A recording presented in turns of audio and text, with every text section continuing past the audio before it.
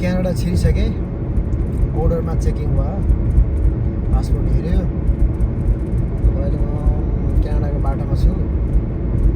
एकदम उकालो छ यो बाटो, उकालो उकालो उकालो। अहिले यो माउन्टेन चढिराखेको छु, माउन्टेनिङ एरिया छ यो, निकै हाइटमा आइसक्यो।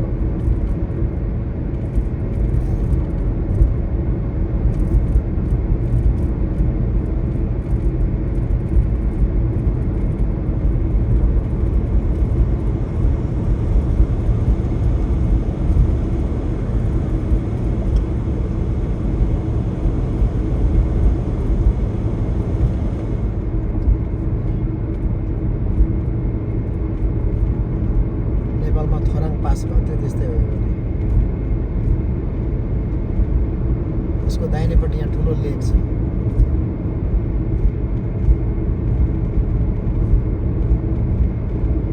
बाटो दिने हो, देखिरहेको छ। अलिकति ओह्रालो आयो।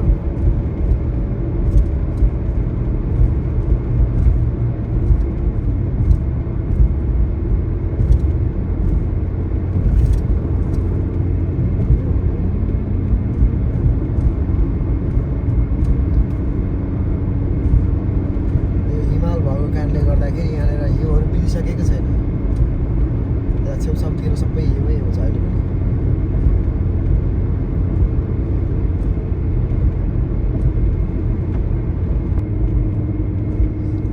अझै उकालै चढिराखेको छु। अब सायद ओह्रालो सुरु हुन्छ होला।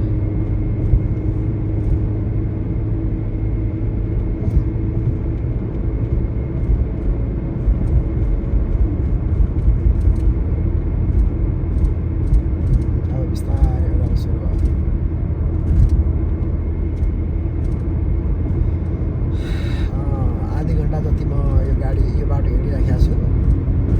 जम्मै एउटा गाडी देखेँ मैले, अगाडि जाँदैछ। त्यसलाई पनि अब ओभरटेक गरेर जानु छ। ठुलो गाडी भ्यान जस्तो छ, बिस्तारै हिँड्नु छ। अब त्यसलाई छोडेर दौडिनु छ।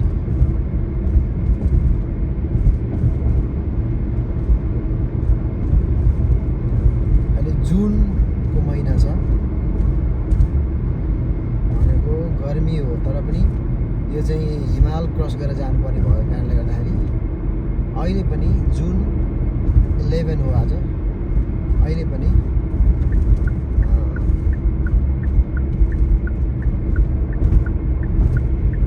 हिउँहरू अझै बगिसकेको छैन। यो गाडीलाई मैले पास गरेँ।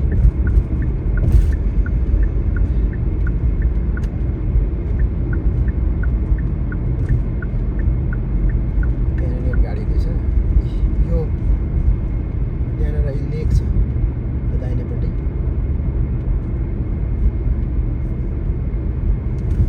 यत्रो टपमा यति माथि आएपछि लेक छ क्या। प्रकृतिको सुन्दरता पनि अनेक छ, अचम्मको छ। यो लेकमा अहिले पनि हिउँ जमिसकेको, के अरे मेल भइसकेको छैन रहेछ क्या।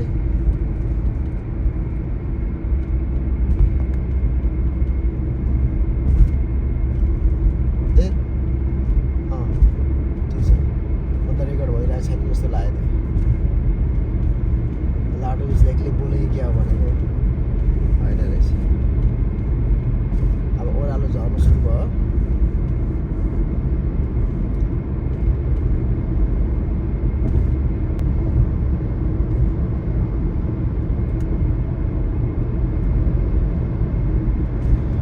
पहाडको माथि माथि भने जस्तै छ यहाँ। डोरीको धागो जस्तो बाटो अगाडि छ। एउटा गाडी कोही केही छैन। यस्तो साइक्लिस्ट आउँदै रहेछ, नसकी माथि चढ्दैछ। एउटा गाडी यहाँ फेरि देखेँ। अब यसलाई पनि साइड लाइन बालेर जान्छु है साथी भन्दैछु। पछाडि एउटा साइकल राखेको रहेछ केटाले। यस्तो तालले हिँडेर त म कहाँ घर पुग्छु। पछि लागेर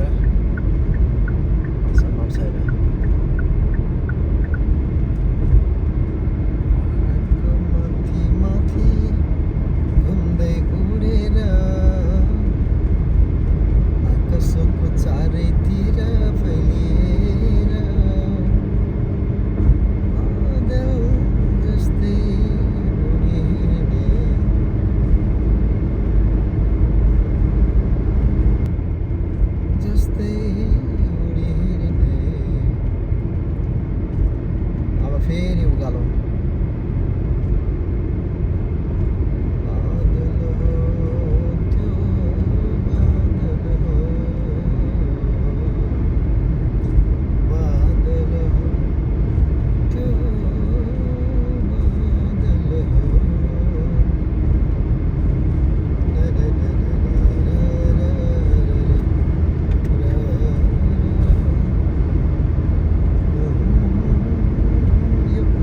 यो हाइवेलाई चाहिँ अलास्का हाइवे भन्छ होइन यो एकदमै लामो हाइवे छ यहाँ चाहिँ मान्छेहरू म जस्तो बाटो काट्नुको लागि यात्रा गर्ने भन्दा पनि यो चाहिँ हेर्नुको लागि रमणीय क्या यो रमाइलोको लागि जर्नी गर्छन् यहाँ चाहिँ डुल्नु आउने अब म चाहिँ कामको सिलसिलामा जुन गएको थिएँ अब घर फर्किँदैछु अब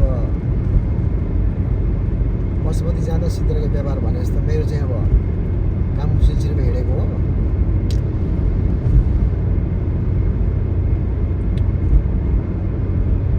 काम सँगसँगै हेर्छु रमाइलो पनि तर यहाँ चाहिँ धेरै मानिसहरू चाहिँ इन्जोयको लागि यो हिमालको बाटो भएर जानको लागि नै यात्रा गर्छन् अब यो वरिपरि हिमाल छ अब अगाडि मात्रै देखिन्छ होइन मेरो छेउमा देब्रेपट्टि ठुलो पहाड छ के भन्छ हिमाल छ भनौँ न अनि त्यहाँ हिमै थुप्रिरहेको छ एकदमै ब्राइट फिल भइरहेको छ मलाई मेरो आँखा एकदमै उज्यालो भइरहेको छ हिउँले गर्दाखेरि हिउँको रिफ्लेक्सन र कान बन्द होला जस्तो भइरहेको छ थुक निल्दाखेरि ढङ्ग कान खुलिराखेको छ अनि यहाँ चाहिँ अब धेरै हाइट भएको कारणले गर्दाखेरि अक्सिजनको मात्रा पनि अलिक कम भयो जस्तो मलाई फिल भयो किनभने गाडीलाई ग्यास दिँदाखेरि पनि राम्रोसँग पिकअप लिइरहेको छैन क्या भू गरिरहेको छ गाडी पनि त्यस्तो पुरानो होइन यो गाडी भर्खर 35,475 माइल कुदेको गाडी हो धेरै पुरानो पनि होइन धेरै नयाँ पनि होइन तर पनि गाडीलाई पिकअप लिनु गाह्रो भन्दैछ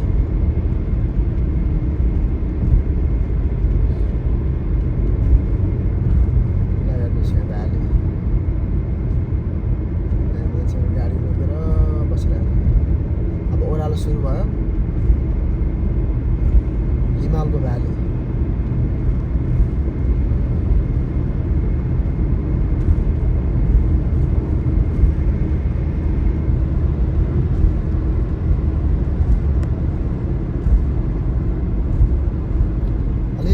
सिमसिम पानी जस्तो हानिराखेको छ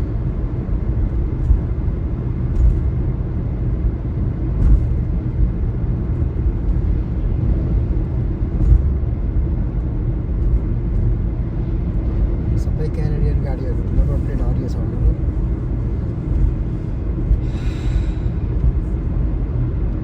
लाग्यो ओह्रालो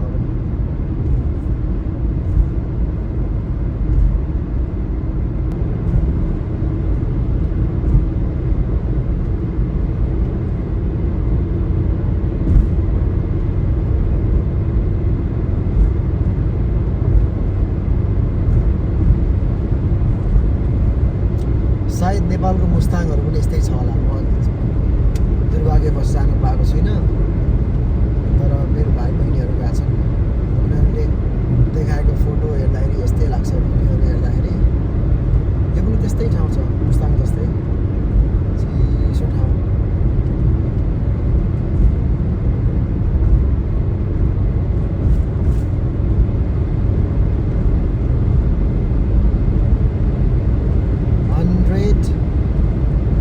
माइल पर आवर दौडिरहेको छ अहिले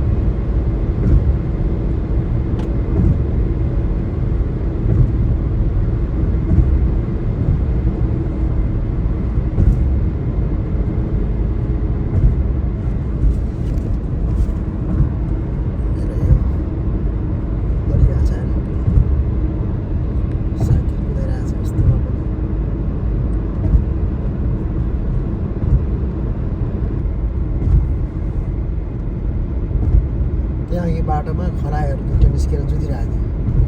त्यहाँ पनि एउटा थियो। यो घाम ताप्नु निस्केको हो कि यो दाहिने देब्रेपट्टि पुरा यहाँ बुसहरू छ, सानो सानो पोथरा टाइपको चाहिँ नि पोथरा पोथरीहरू छ यहाँ। त्यो पोथरा पोथरीमा थुप्रो योहरू बस्दो रहेछ, खरायो जस्तो सानो सानो मुसा हो कि के हो। अनि सबै यहाँ पाखा पनि सुत्दो रहेछ अहिले यो रोडमा। घाम ताप्नु निस्केको हो कि झगडा गरिरहेको छ कति।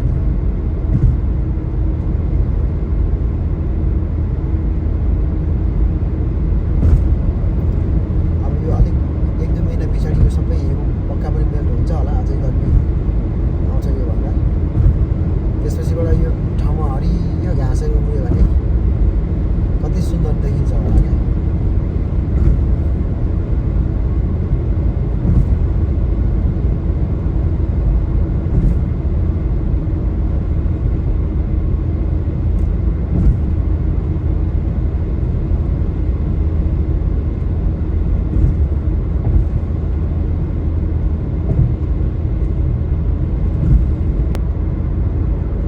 गाडी आउँदैछ।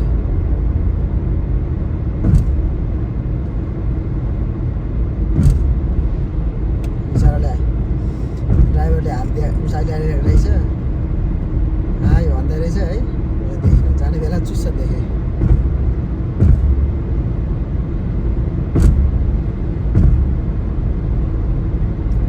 यहाँ चाहिँ गाडी कुदाउँदाखेरि अब एउटा दुइटा गाडी हुन्छ, अनि ड्राइभरहरू चाहिँ एकअर्कालाई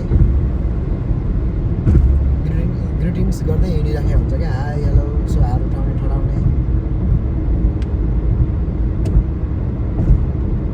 अघि त्यहाँ अगाडि बाटो बन्दै रहेछ, मलाई एउटा गाडीले स्कटिङ दियो, उसको पछि पछि हिँडेँ। अनि बाटो बनाउने सम्मको बाटो सकिएपछि उसले मलाई फेरि थ्याङ्क यू हाई भनेर बाई भनेर लाग्यो बाटो। यो भ्यालीको बाटो निकै लामो रहेछ। अस्ति म फर्किँदाखेरि चाहिँ रात परेको थियो, राति थियो, त्यति ध्यान दिएको हुँदैन। मलाई अहिले रियलाइज हुँदैछ।